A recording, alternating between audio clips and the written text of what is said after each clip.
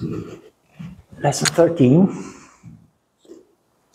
We're going to start discussing the chakras one by one. And we start not with Muladhara chakra, which is at the bottom, but we start with the most consequential chakra, which is Ajna chakra. We have referred to this chakra a couple of times already because of its importance. We'll discuss it in detail today. Ajna chakra is the 6th chakra from the bottom. The lower 5 chakras constitute the physical body. Ajna chakra is the mental body. The reason why Ajna chakra is so important is because it has the potential to allow us to control the activity in the chakras below. Why is that important? Because the 5 chakras below Ajna chakra, below the mental body, the 5 chakras that constitute the physical body, are also the location of all our emotions and desires. It is our emotions and desires that are responsible for our misery, for our restlessness, for our suffering. It's not that emotions and desires are bad, because they are messengers. They tell us what's going on in and around us. But because we have a tendency to function subconsciously, we do not deal with the emotions and desires in a proper way, and they run rampant. We fail to see the message that they are trying to convey, and as a result, we just end up suffering from the emotions and desires. Ajna chakra is the center where, if trained, we have the potential to rationalize, to think, basically. But not just to think, but to control thought. And with that, you can control the activity in the lower chakras. So, as a human being, it is very normal and natural that you experience all kinds of emotions and desires. But emotions and desires are not functionless. They have important functions. They tell us what's going on inside us, around us, and if we approach it with rationality, instead of suffering from the emotions, we try to deduce the message that lies within the emotion. We have the answer to avoid the suffering, and instead we gain insight in what we need to do, because that is really the function of emotions and desires. They tell us, they inform us of actions that we need to take to avoid danger, to avoid improper situations. They warn us of possible mistakes. They warn us of unhealthy relationships, whether that is professionally or personally. They are just very important messengers that very often are not being interpreted as such. An emotion in itself causes a disruption. That is what causes us to suffer. That is what causes misery, and also the restlessness that comes with it. But if we don't rationalize it, we are just left with that misery. And we kind of drown ourselves in that misery. And that is where it goes wrong, and that is where cultivating the mental body comes into play. And if you look at the time frame that yoga was developing, that was long before we had institutionalized education.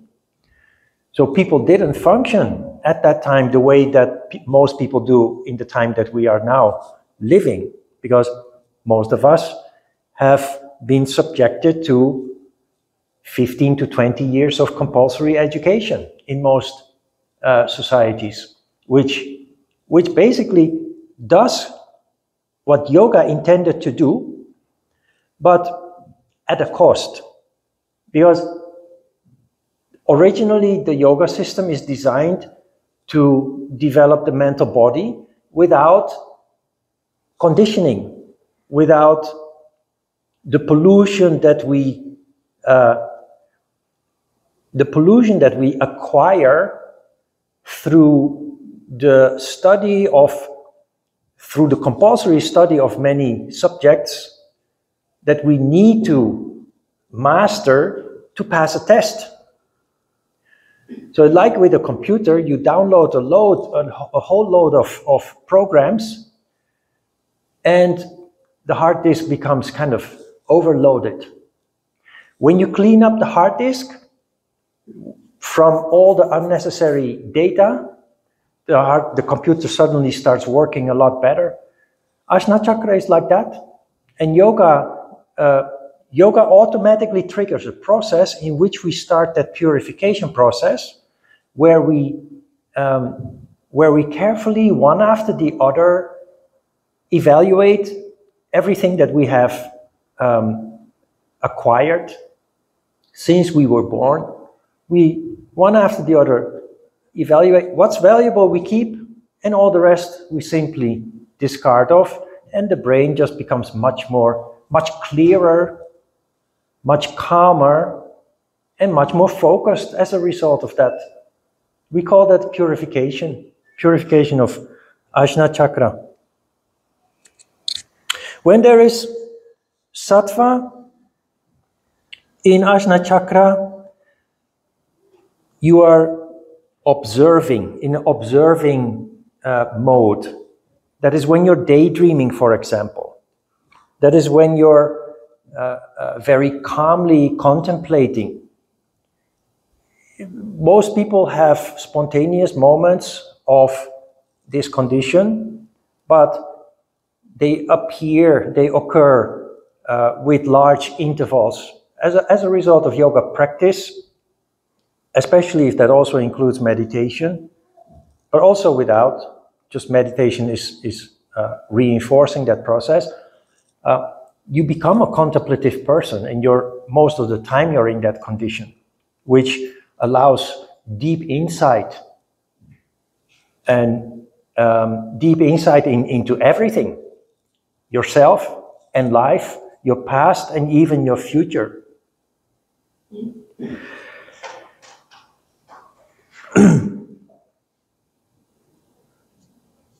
When in my 20s, as part of my plan to come to Korea, I went to school to learn about business administration and economy, how to run a business, basically. I went to school at night, and like any other school, you have exams periodically. And there was a very interesting phenomenon that I observed. When you have exams, usually that's a period, like 1 week, and every day you have 1 or 2 exams, depending on the subjects that you have chosen to follow. And you have to prepare for that. You have to memorize things. You have to be able to perform the day that you have your exam in order to pass.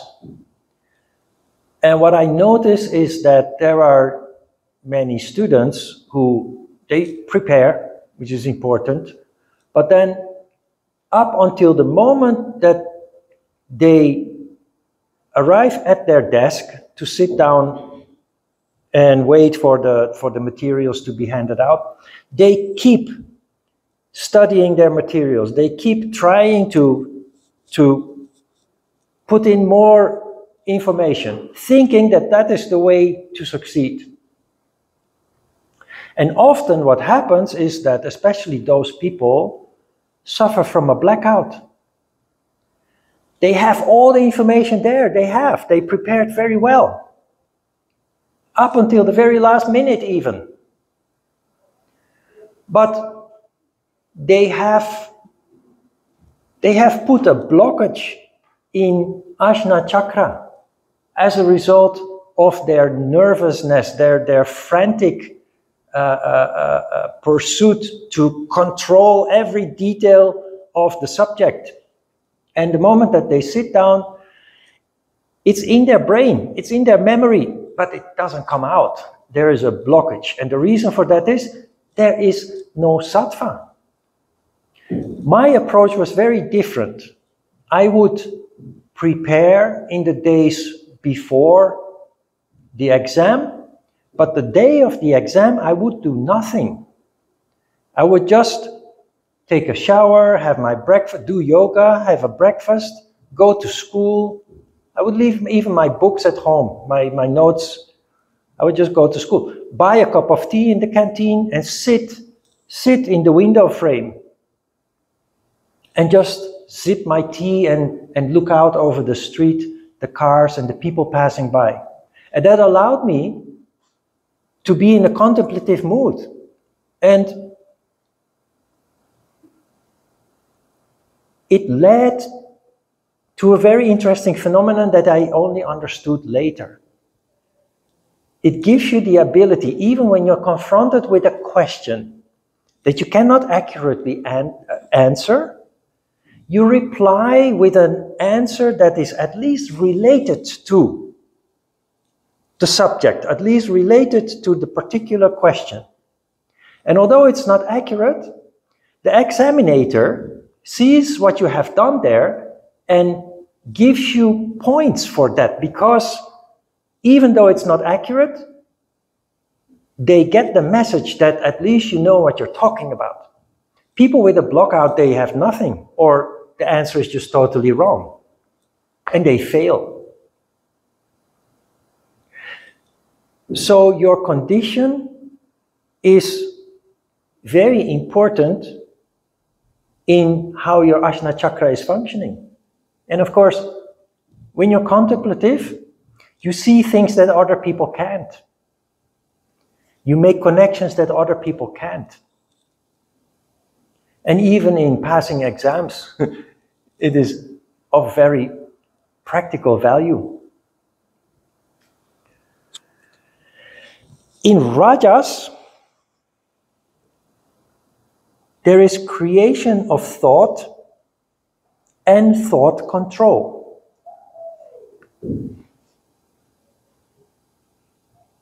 In Tamas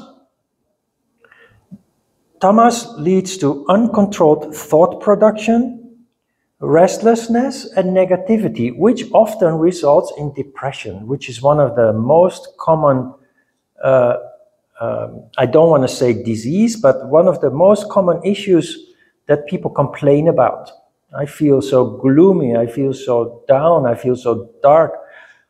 Unless depression is clinical, it's simply a matter of energy. All you need to do is turn your tamas into rajas at first, and then you balance out in the middle in sattva.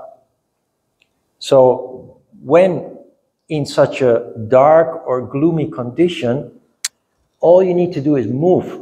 It doesn't have to be yoga, any kind of movement. Physical movement generates energy, generates rajas, and you start to function very differently.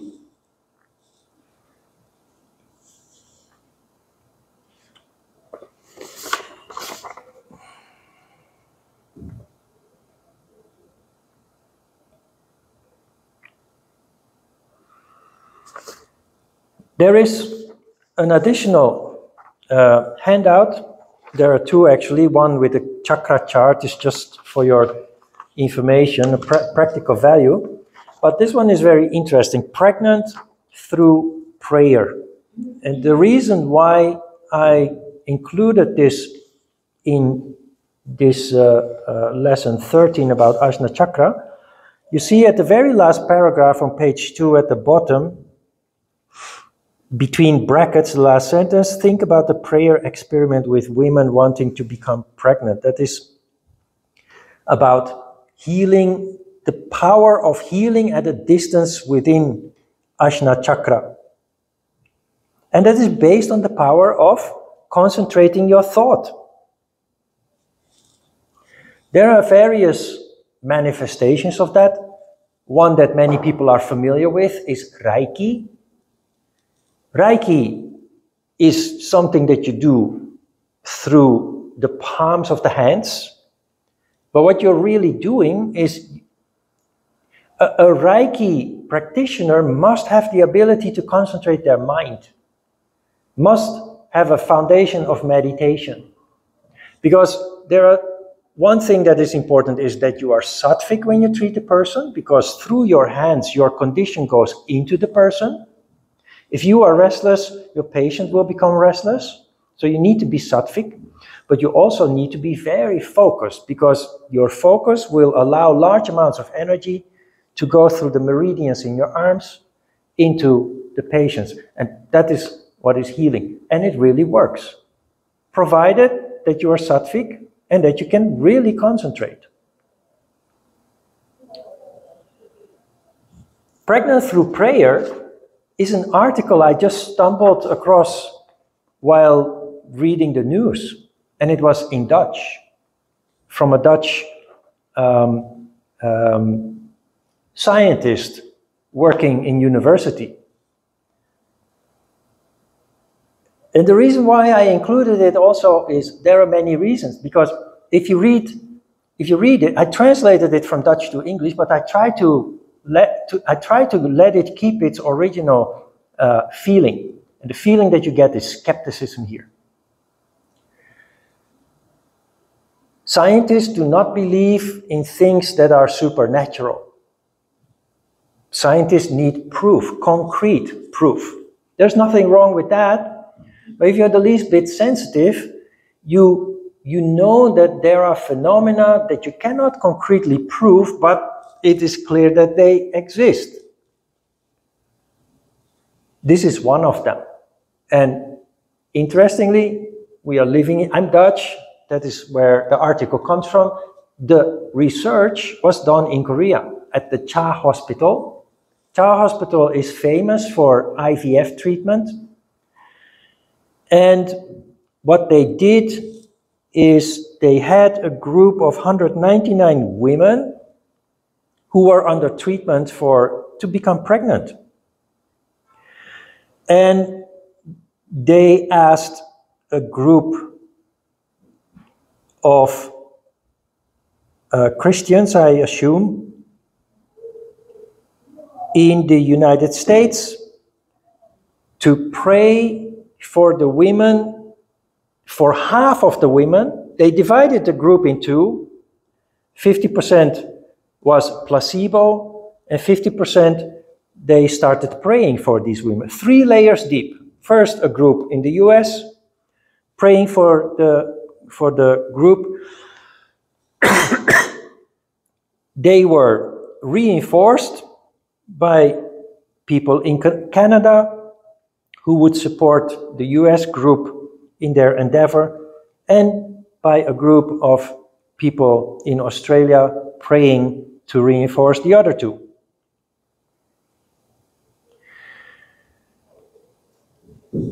The tone of the article is not only skeptical, they try to make a joke out of it. They were shocked, in fact, by the results, because it led to a doubling of the amount of women getting pregnant. The group for whom was prayed, 50% of the women became pregnant. They succeeded becoming pregnant. Usually it makes a ping when it turns off. Let me know if it turns off. Yeah. So people panicked, but the guy that was driving the forklift, he said, "Why are you all running away?" So they ran away, called the fire brigade, and this guy was like, "There's nothing. You don't see anything, don't smell anything, so what's the problem here? So then the fire brigade came in those hazmat suits, hugely protected.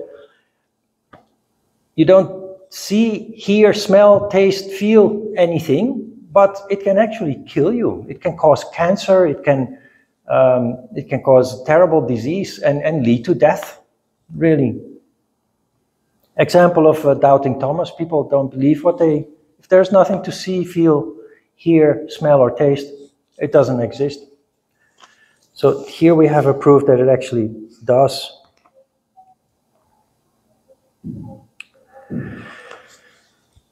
Good.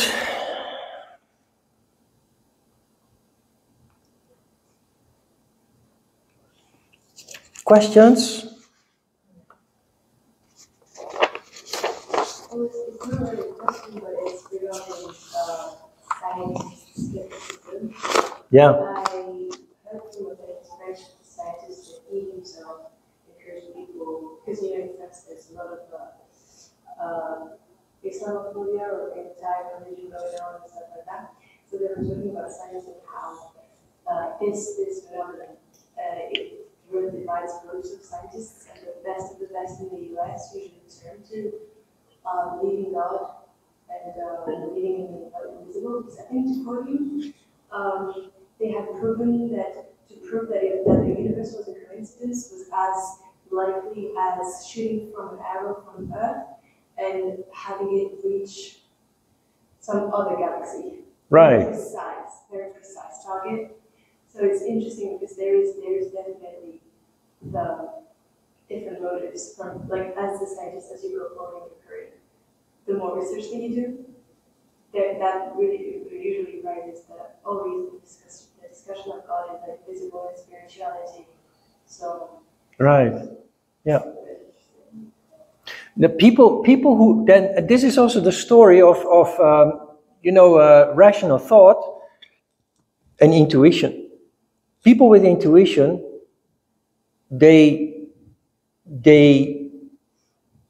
observe phenomena and accept them, because you have no doubt that you actually observed something there.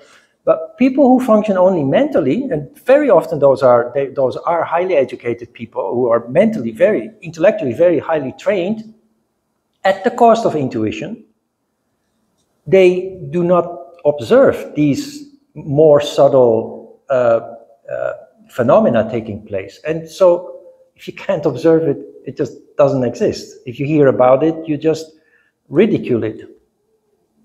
And there are many non-believers in this world. All right, let's have a short break.